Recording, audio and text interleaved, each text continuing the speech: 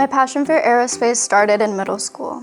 I knew I needed a path that was more affordable and fully prepared me for the industry. Starting at Edmonds College gave me the perfect foundation, but I was determined to get hands-on experience right away. I joined everything that I could: Rocketry, Society of Women Engineers, MESA, and participated in undergraduate research. These weren't just clubs and activities, they were hands-on training. I helped build the rocket that took us to the International Rocketry Competition. I was also part of a group that earned an award for our physics research. It made a huge impact on me earning an internship at Blue Origin. Only about 1% of applicants get a Blue Origin internship.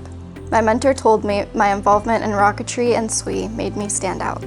I worked with the hardware and the loop teams for New Shepard and Blue Moon. I feel that Edmonds College provided the community and opportunity to get me there. Now I'm a mentor in the RISE program and secretary for both SWE and Rocketry. My goal is to share everything I learned at Blue Origin and help other students, so when their opportunity comes knocking, they are prepared to walk through that door. My name is Emmalynn Kuenning, and I'm proof that you don't have to start at a four-year university to launch your career. I found my community and my path right here at Edmonds College.